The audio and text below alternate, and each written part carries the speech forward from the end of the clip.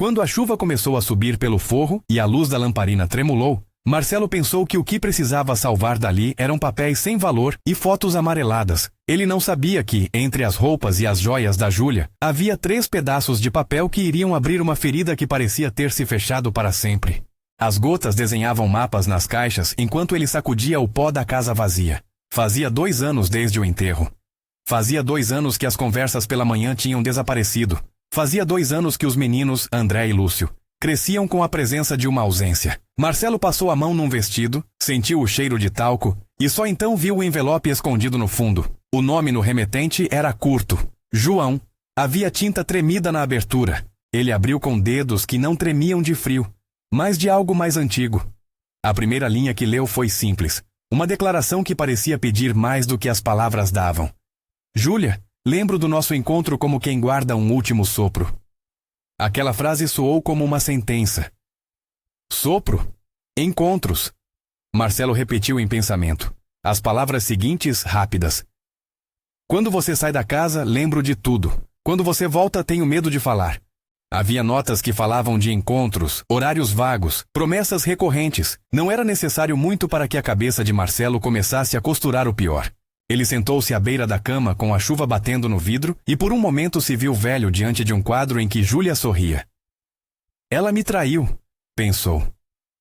E essas cartas? Quem era esse João? A dúvida feriu mais fundo do que a lâmina da memória. Não só sobre a fidelidade, mas sobre André e Lúcio, os rostos que a mulher havia lhe dado e que agora poderiam carregar outra verdade escondida. A suspeita cresceu, fria, implacável. Marcelo fechou os olhos e viu os meninos dormindo a noite inteira, sem ouvir segredos que poderiam desmoronar tudo. Levantou-se. A chuva fazia o mundo parecer que poderia lavar tudo, menos um tipo de dor que latejava no peito. Ele tomou uma decisão rasteira e definitiva. Iria atrás de João. Precisava ver os olhos do homem que escrevia daquelas palavras e perguntar, sem saber se suportaria a resposta. Se essa história te prende, curta o vídeo e conte nos comentários. Você já desconfiou de algo sobre alguém que amava? A mala foi feita em silêncio. Na estrada, a chuva ralou à noite e os pneus cortavam um rastro brilhante. Marcelo dirigia com a mesma determinação com que dobrava todas as roupas antes de guardar, sem pressa, mas sem hesitar. As lembranças vinham em flashes. A risada de Júlia na cozinha, o bilhete que ela deixava embaixo da xícara, as noites no hospital quando outro problema de saúde havia surgido anos atrás. Ele não sabia em que ponto o silêncio dela poderia ter se transformado em traição. Só sabia que precisava entender. Chegou à cidade pequena ao amanhecer, com a roupa ainda úmida do calor e da chuva. Perguntou por João na farmácia, na mercearia, nas portas que se abriam com o cheiro do café. Algumas pessoas lembravam, outras negavam. Uma vizinha finalmente indicou uma casa com estrada de terra e uma rampa improvisada. É ali, disse ela sem muita vontade de falar. Havia um cuidado quase paternal na forma como falou do homem que vivia ali. O nome vinha com um suspiro, e a palavra doente teve a suavidade de quem evita ferir. A casa tinha adaptações, barras, uma cadeira de rodas encostada no canto da sala. Marcelo se aproximou da porta como quem se aproxima de uma memória que pode explodir. Antes de bater, perdeu o equilíbrio entre o que queria ouvir e o que temia descobrir. A voz que veio à porta era de um homem cansado, mas surpreendentemente firme. Posso ajudar? Perguntou alguém que se apresentou. João. Não era o rosto de um vilão. Era o rosto arredondado de alguém que a vida foi dobrando aos poucos. A acusação saiu de Marcelo como uma pedra lançada. Você escreveu para a minha mulher, disse com a voz seca. Você esteve com ela. O que fez com ela? O que fez com as minhas noites, com a nossa casa? As palavras não eram só perguntas. Eram punhais que procuravam carne. João levou a mão ao peito e por um instante houve apenas o barulho da respiração entre os dois. Calma, respondeu João. Calma, Marcelo. Você veio até aqui. Eu imagino por quê, mas não estou aqui para quebrar ninguém. Havia fragilidade na voz dele, uma nota que não se explicava só pelo cansaço físico. Ele foi até uma cadeira, apoiou-se com cuidado, e os olhos dele buscaram o rosto de Marcelo como se pedissem compreensão. Meu corpo falha, disse ele eventualizando a doença que carregava. Uma frase que não se alongou em termos médicos, mas que deixou claro que algo ali era sério. Preciso de cuidados. A Júlia me ajudou, não do jeito que você pensa. As acusações retornaram, mais afiadas. Ajudou como? Com que direito? Você veio aqui e escreveu essas cartas. Marcelo mostrou o envelope com as mãos que tremiam. João olhou o papel, fechou os olhos e puxou o ar como quem vai dizer uma coisa difícil. Eu escrevi porque era a maneira que tinha de não incomodar vocês, começou ele. Porque eu não sabia como pedir ajuda sem aparecer como um problema. Porque a Júlia prometeu que me ouviria, que me levaria às consultas quando eu não tivesse mais forças. Era isso. Marcelo riu, amargo. E os encontros, João? E as noites? Você coloca palavras assim. Como não pensar que havia algo além da ajuda? João falou devagar, como se cada palavra precisasse atravessar uma parede de vergonha. Eu amava a Júlia de um jeito que não tinha a ousadia de chamar de amor. Amo com a gratidão de quem foi cuidado quando só restava o corpo. Não houve traição. Eu nunca esperei que ela mudasse sua vida por mim.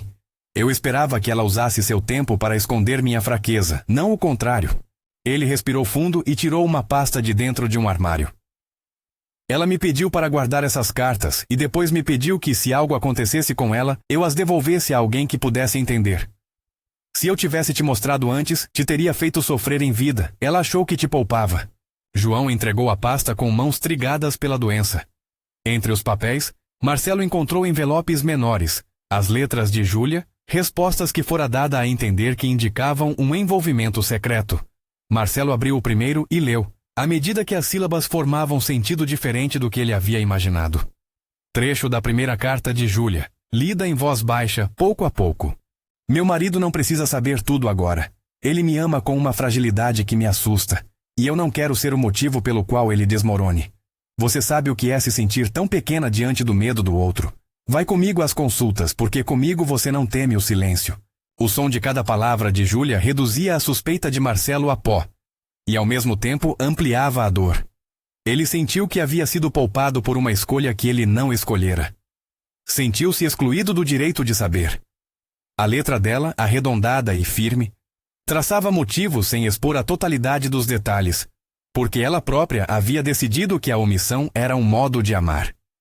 Havia mais cartas. Em outra, Júlia escrevia: diz a ele que eu o amo. Diz que fui eu. Dói em mim ter de mentir por proteção, mas prometi a mim mesma que, se a verdade o abalasse, eu seria o muro entre ela e o desabamento. Cuida de você, João. Volte a ser o que pode ser, por favor. A leitura fazia Marcelo ter um nó na garganta. Ele imaginou Júlia sentada numa cozinha, sussurrando promessas a um homem com uma doença que o encolhia. Ele imaginou as mãos dela segurando as doentes e, paralelamente, escolhendo o silêncio para proteger um marido que, pela própria história, tinha feridas abertas demais. Você mentiu por mim? Perguntou Marcelo sem querer saber a resposta. Ela pediu, disse João. Pediu que eu não falasse nada que pudesse tirar a estabilidade dela com você. Pediu que eu fosse discreto, que visse suas consultas, que fosse uma face da rede que segurava vocês. Eu concordei porque era o mínimo que eu podia fazer. Eu precisava de ajuda, e ela preferiu me ajudar escondendo isso de você. A troca de acusações deu lugar a um silêncio pesado, carregado de tudo que não havia sido dito. Marcelo sentiu a raiva murchar como uma folha molhada. A pergunta sobre os meninos ainda queimava. E eles? João não sabia responder com ciência, porque não havia ciência a oferecer. Só sabia oferecer o que tinha, a verdade do que vira e viveu. A Júlia estava inteira com você. Ela me protegia para que nossas conversas não fossem um peso. Eu nunca disse que era pai. Seria absurdo. Eu nunca quis aquilo. Eu fui apenas alguém que te foi apresentado com um pedido. Ajuda em um momento que, se fosse público, os derrubaria. Marcelo recuou, não por medo de João, mas por medo do próprio abandono interior que aquela resposta despertava. Ele segurou a carta como se fosse uma bandeira branca em cima de uma mesa de batalha. As horas seguintes não foram fáceis. Eles conversaram por longos momentos. João contou entrecortado como a doença o empurrou para dentro de um corpo que cede aos poucos, como a cadeira de rodas se tornou extensão de um cotidiano que já não cabia todo dentro de si.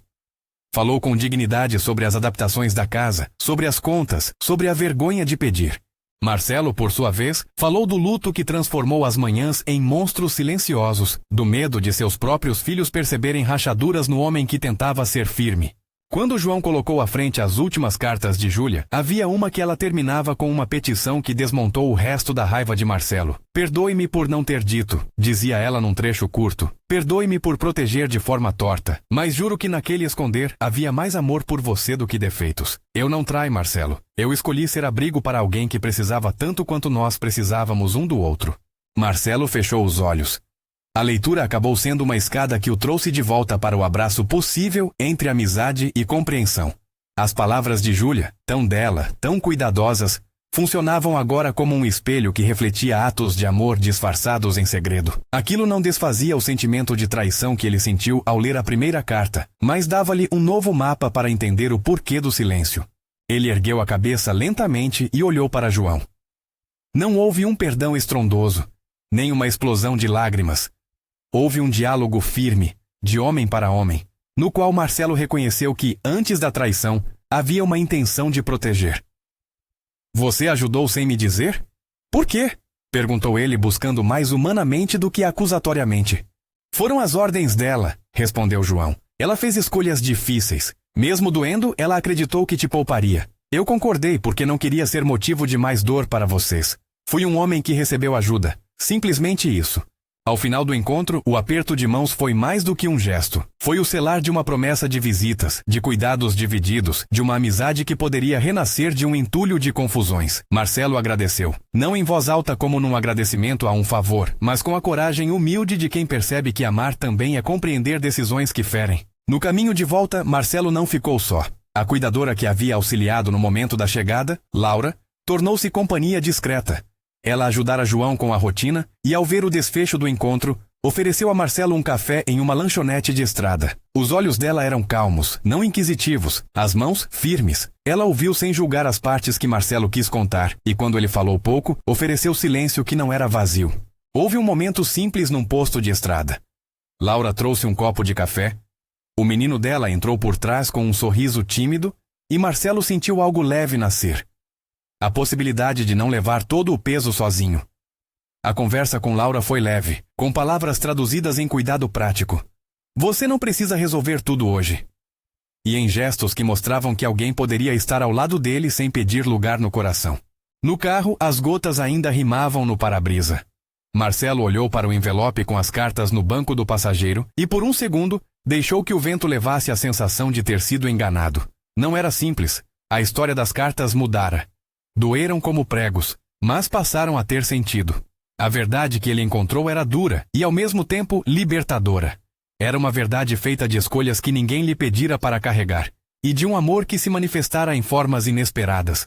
Quando voltou para casa, André e Lúcio foram ao encontro dele com as mesmas pressas e abraços de sempre. A casa cheirava a talco e chuva seca. As caixas estavam ali, mas agora ocupavam outro lugar no mundo emocional de Marcelo. Ele contou parte, o suficiente para que os meninos entendessem que o que parecia uma traição não era o todo. Não contou detalhes que feririam. Falou de perdão, de cuidado, de como às vezes as pessoas escondem coisas para proteger as que amam.